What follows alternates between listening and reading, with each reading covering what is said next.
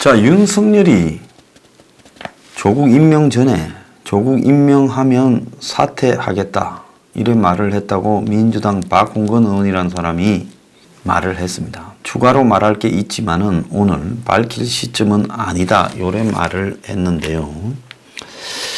자, 국회에서 이낙연을 상대로 윤석열이 조국을 임명하면 사퇴했다라는 말을 청와대에 전달했다라는 이야기를 들었다.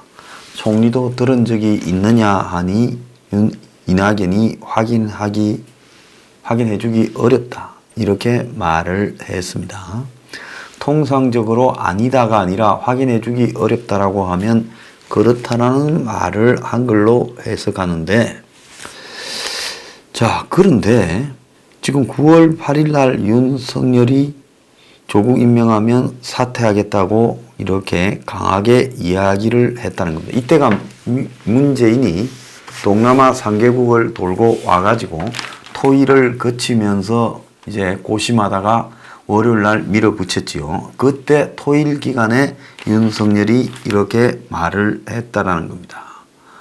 자, 그런데 검찰총장이 법무장관이 범죄자면 임명해서는 안 된다라는 이야기를 청와대에 할 수 있고, 또 그리 되면 자기가 검찰총장을 도덕적으로 할 수 없다 이런 말을 할 수 있지요. 왜? 알면 수사해야 되니까. 그 말을 한 게 뭐가 문제라고 지금 마치 그 문제가 대단한 듯 난리를 피우고 있습니까? 자, 유시민이가 점점 미쳐가고 있습니다. 윤석열의 난이라고 이야기하며 수사 기소권 휘두르며 대통령과 맞대결을 하고 있다. 신군부와 비슷하다. 서초동 대검 앞에 촛불은 민주적 통제가 안 되니 시민들이 열받아 일어난 거다. 자, 그리고 헌법과 법률에 따라 행사하는 지시에 대해 검찰총장이 나 싫어하면 그것이 쿠데타다. 그래서 지금 총칼은 안 들었지만 검찰의 난이고 윤석열의 난이라고까지 말을 하고 있습니다. 이 정권이 정권 출범하고 난 이후에 하도 지저분하게 공포 통치를 하니까 다들 겁이 나서 그 앞에 찍소리 못하고 숨지기고 있었지요. 특히 야당이라는 작자들의 꼬라지도 그와 유사했습니다. 그러다 보니 간이 배 밖에 나와서 이 정권 보고 좀 달라들거나 비판하면 그야말로 저 죽일 듯이 지금 쌍심지를 켜고 설치는데요. 유시민이 나중에 그야말로 창피해질 날이 있을 거다. 당신은 끝났어요. 정치판에 얼쩡거리지 말고 앞으로 책도 안 팔릴 거니까 그냥 산속에 그동안 모아놓은 돈 들고 들어가서 살기 바랍니다. 자, 양심적인 사람들은 지금 다들 좌파라도 비판을 하고 있습니다. 조금 눈끝만큼의 양심이 있다면 이 문제에서 침묵을 절대로 하고 넘어갈 수가 없어요. 자, 진중권이 뭐 왔다 갔다 하고 말도 바꾸고 이렇게 했지만은 진중권이가 라디오에 출연해서 뭐라 했는가 지금 화제가 되고 있습니다. 문희, 기회평등, 과정공정, 결과정의를 말했는데 지금 이게 뭐냐? 이렇게 진중권이가 말을 했습니다. 기회가 평등하냐? 과정이 공정하냐? 결과가 정의롭냐? 자, 문재인이 취임사에 기회는 평등할 것이다. 과정은 공정할 것이다. 결과는 정의로울 거다. 이렇게 말했는데 지금 조국 사태에서 이게 뭐냐? 상황이 이렇게 된 게 너무 유감이고 그래서 이런 걸 지켜보는 게 힘들고 진보가 거의 기득권이 돼버렸고 젊은 세대에게 미안하고 이제 젊은 세대한테 물려줘야 된다. 이렇게 말을 하며 다들 진영으로 나누어 미쳐버린 것 같다.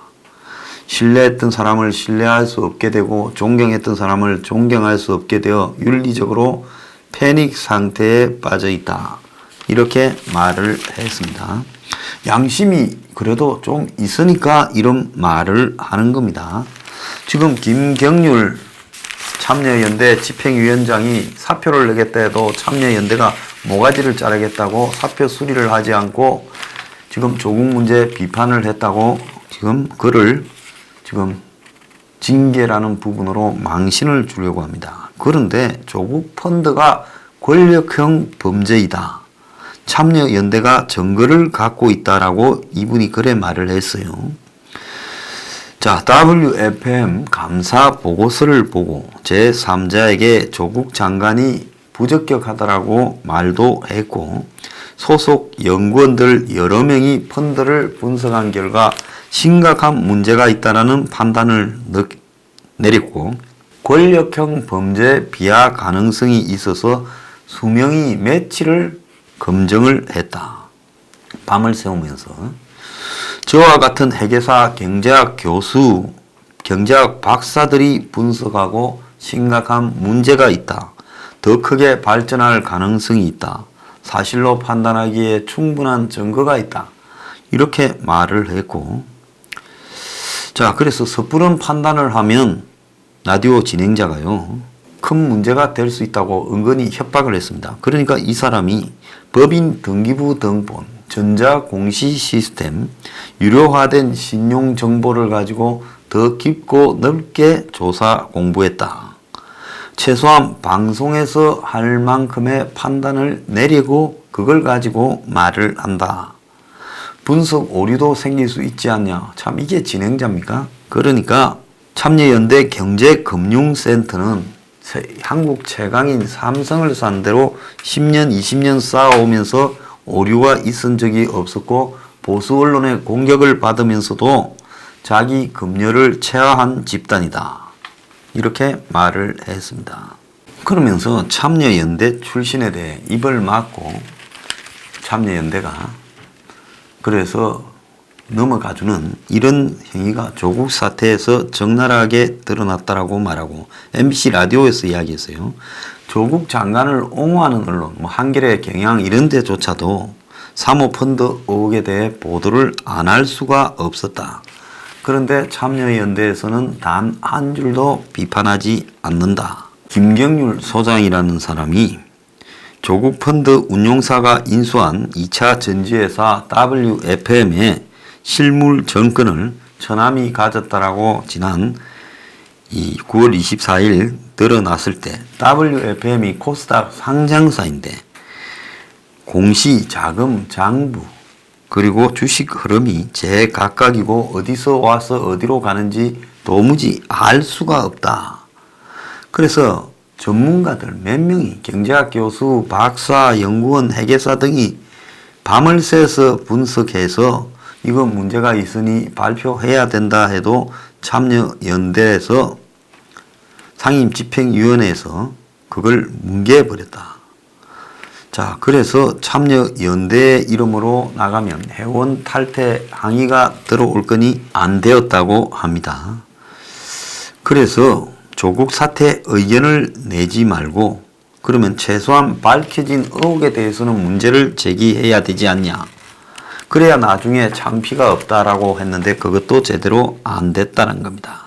김경률 이 참여연대 집행위원장은 지난달 19일에도 조국 가족 사모펀드와 관련해서 세력 서너 군데가 끼고 뛰어들어오는 선수들 몇 면이 일찍이 코스닥 업체 몇 개는 갈아먹고 오신 분들인데 거기서 이제 정상훈이 민정환이 이런 사람들 이야기하는 거예요. 민정수석이 몰랐다고요? 이렇게 이제 조국 비판 기사를 올렸습니다. 조국이 민정수석이니까 코링코하고 WFM 익성 등과 관련되는 주변 인물을 또 이 일에 있어서 돈줄 연결하는 브로커들을 검찰에 이 사람들을 뭐 하는 사람이냐 물어만 봐도 자료가 쭉 나와서 바로 보고되지요. 한국에서 이런 일을 제일 잘할 수 있는 사람이 조국이었다는 겁니다. 자, 그래서 조국이 사모펀드 투자와 관련해 내가 아는 게 없다라고 한 말이 이게 말이 되느냐는 겁니다. 자, 참여연대는 이 김경률 위원장이 페이스북에 쓴 글이 부적절하다고 지금 징계해보겠다는데 자, 삼성바이오로직을 비판하고 있는 박상인 서울대 행정대학원 교수도 이 매일경제와 통화하며 조국이 사퇴하기에는 지금이 적기다, 이렇게 말을 했습니다. 이 박상인 교수는 재벌개혁에 대해 목소리를 내고 있는 한국의 대표적인 학자이고 경실련의 정책위원장을 맡고 있습니다. 조국의 사모펀드 투자는 자본시장을 아는 사람이라면 누구나 석연치 않은 점이 있다는 것을 알 수 있다. 검찰이 조국 해명의 앞뒤가 맞지 않는 부분을 수사를 통해 밝혀내게 될 것이다. 진정한 검찰개혁은 국회 입법을 통해 가능한데 지금 전국에서 뭐가 되겠느냐. 자, 문재인과 민주당이 결자 해지해라, 이렇게 말을 했습니다. 제가 과거 노무현 정권에 대해 이해가 가지 않은 것은 노무현 정권 때 그때 설치됐던 사람들 상당수를 저도 알죠. 저도 옛날에 민주당에서 정치를 시작했으니까요. 다 제가 봤을 때 별것도 없는 인물들이었는데 노무현 정권 들어서 그야말로 오른팔 왼팔 실세가 되어가지고 나중에 다 지사까지 나갔습니다. 그게 뭔가 하면 돈이 그만큼 생겼다는 거죠. 회장님 만나서 산에 영빈관에서 호화 수천만 원짜리 와인을 먹고 차에 갈 때 돈이 덤뻑 실리고 이런 일에 대한 소문이 난무했고, 바다 이야기에 그야말로 노정권의 실세들이 다 관련되어서 챙겼고, 또 기업과 관련해서 한국 최고의 기업의 노무현의 오른팔 왼팔이 그냥 자기 개인 연구소 일 시키듯이 뭐 만들어 오라 시키기도 했다. 그래서 노무현 정권이 삼성공화국이었다 말을 제가 문재인 선거할 때도 숱하게 말을 했습니다. 결국 문이 돼도 그런 성향이 변하지 않을 것이다. 그래서 또 그걸로 실패할 것이다, 이렇게 말을 했습니다. 문이 조국한테 저렇게 집착하는 것은 둘 사이에 남들은 모르는 엄청난 비밀과 또 조국이 수행했던 은밀한 문에 대한 방어 역할과 이 물타기와 이런 것들이 서로 너무 엮여 있기 때문에 문이 조국을 놓지 못하는 거고, 이제 비리 공동체, 한마디로 비밀 공동체, 경제 공동체가 되어버린 겁니다. 그런데 이들은 하나 포기한 게 있어요. 뭘 포기했냐? 그야말로 이제 국민들이 한국의 진보 좌파라는 데 대해서 가졌던 약간의 환상까지도 다 내버려 두게 만들었다는 겁니다.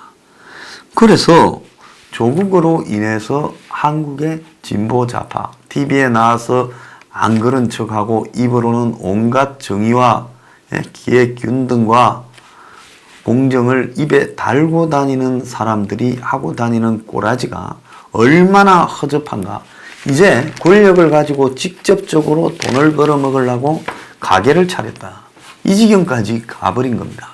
문제는 그런 자가 설사 미친 자가 하나쯤 있다 하더라도 그걸 정리를 못 해내는 정권이고, 그걸 비호하자고 딴 것도 아니고 조국 수호라고 외치고 자식 새끼 끌고 대검 앞에 촛불 집회 하러 온 인간들은 그 자식한테 애비가 나중에 뭐라고 가르칠 거냐? 에? 난 그걸 묻고 싶어요. 그래서 지금 진보 좌파 양심이 있는 사람들은 이 일에 대해서 이건 아니다. 왜 한국의 진보 좌파의 가치를 지금 조국 하나로 목숨을 걸고 이렇게 하다가 같이 다 도매금으로 넘어가냐는 거예요. 저는 문이 검찰을 더 오래 협박하고, 그리고 더 나아가서 저 홍위병들을 풀어가지고 더 오래 버티길 바랍니다. 이 보수가 비리비리했어요. 보수 집회 한 번으로 한국당 공갈 한 번으로 웃지요. 쟤들은 지금도 전수조사 다 하지 않습니까? 대입 비리에 대해서요. 민주당이 한국당 보고 큰 소리 치잖아요. 우리보다 너가 좀 많을 거다, 너가 더 오래 최근에 9년 집권했으니까. 지금 그러는 거 아닙니까? 그래서 저 사람들이 비리비리해서 정권이 어느 날 갑자기 뭐 탄핵이 되고 이렇게는 안 될 거라고 봅니다. 하지만은 이 계기가 진행되면 진행될수록 대한민국에 그야말로 친북 사이비 좌파들은 다 쓰레기다. 이렇게 규정되는 시각이 국민들의 머릿속에 오래오래 남을 거라는 거죠. 문이 뭐 경제 사단체입니까? 하고 뭐 오늘 만난대. 비공개로 만난다고. 만나면 뭐합니까? 정권의 수준이 그 정도밖에 안 되는데 경제가 운영이 될 리가 있습니까? 운영이 안 돼요. 이런 수준으로는요. 자, 그래서 이 정권은 그야말로 한국 좌파의 미천, 바닥을 있는 대로 다 보여주고 끝날 거라고 보고 있습니다. 자, 그래서 계속 버티고 계속 난리를 치기 바랍니다. 항상 이렇게 변화는요, 쉽게 오는 게 아니에요. 그래서 문이 지금 그 변화를 완전히 자기 몸을 던져서 이제 조국에다가 엎어버렸습니다. 윷놀이 할 때 같이 뭡니까? 태운다 그러죠. 태워가지고 이제 한 방으로 이렇게 얹었습니다. 자, 그래서 빨리 가도 안 돼요. 그러면 사람이 교훈을 모릅니다. 지리지리하게 가면서 국민 전부가 촛불 대가가 이런 것이냐, 더 한국의 좌파가 이런 것이냐, 그리고 경제가 다 망가지는데 이거 어떡하냐, 이런 부분들을 다 느끼고요. 대가를 치르십시오. 그래서 그 대가를 치러서 그 자각을 통해서 두 번 다시는 이런 일이 없도록 해야 된다는 거예요. 마찬가지로 보수가 여기서 쉽게 주워 먹어도 안 됩니다. 또 하던 짓거리 그대로 할 거예요. 그러니까 쌍방이 지리하게 한번 멍들어가서 국민들도 지리하게 멍들어가면서 거기서 이 끝을 봐야 된다는 겁니다.